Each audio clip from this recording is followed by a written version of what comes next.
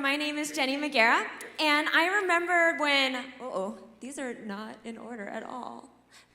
I'm missing the first half of my slide deck. That's okay, I'm just gonna go.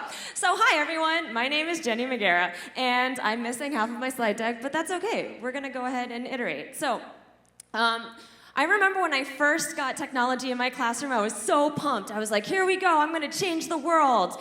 And I remember the cart rolled in about 2 days before my kids rolled in, and I went from thinking, cool, this is the first time in my teaching career that I'm gonna get to really do something different, to thinking, oh my God, I'm a hot mess, what is happening? And I spent the first 3 months doing a little bit of crying and a lot of thinking about whether or not I could get away hiding all my iPads in the backyard of the school and pretend they got stolen so I didn't have to use them anymore. But I didn't do that. But the thing that was really hard for me was that I spent most of my time, most of my career as a teacher, looking over my students' shoulders and trying to scaffold for them. I was trying to figure out how I could keep them from falling through the proverbial cracks and failing. You know, as a teacher, we all try and think we don't want our kids to fail. We don't want them to fail in their grades. We don't want them to fail in life, socially. We're constantly being that safety net for our kiddos to make sure they constantly feel successful.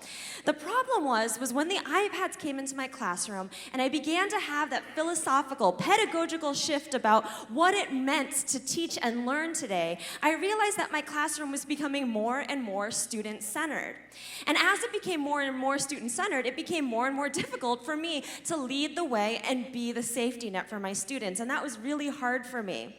And it wasn't until I traveled to Auckland, New Zealand, to this tiny school across this, Richard Wells is from New Zealand, to this tiny school across from a sheep field, which is all of New Zealand, right? I realized that this tiny school had big ideas, and maybe I wasn't doing it quite right. You see, Taupaki School was doing great things like problem-based learning, and when I was there, they were in the middle of the essential question, which is, how can we reduce the amount of trash on campus, or, in Kiwi speak, rubbish? So they wanted to think about all the garbage that kids bring to school in their lunch boxes and then leave at school in the rubbish bins. You know, those Lunchables, those Hawaiian Punch, Hi-C, Capri Sun things that you can't help but squirt yourself in the face with when you open them. And so they did this whole thing called package-free lunch. And they wanted the parents to change and have more eco-friendly packaging for their food. So they did that.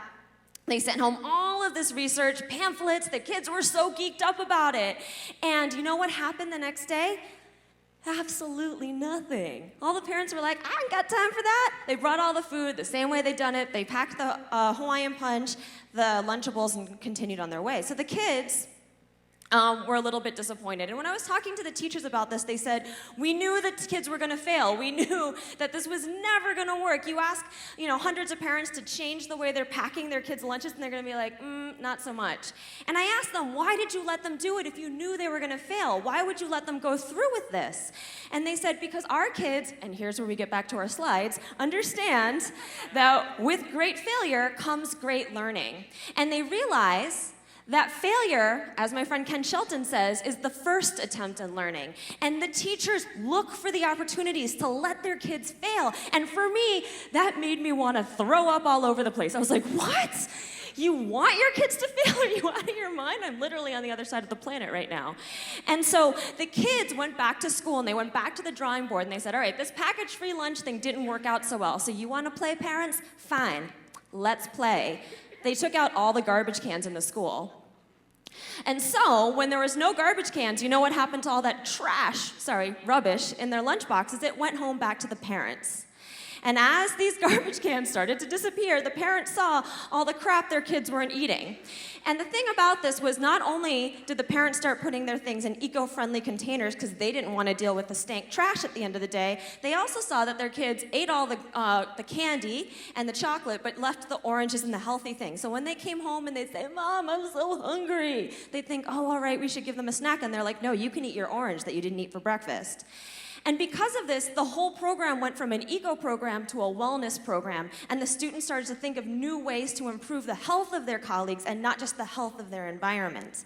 And it was all because they decided to let their kids fail. The learning was so much more powerful. So I went back to Chicago, I took this back to my room, and my new mantra, in the words of the great Queen Elsa, was to just let it go.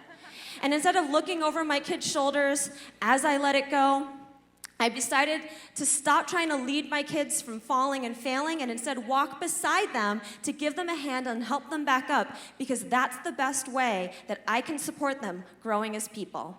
Thank you.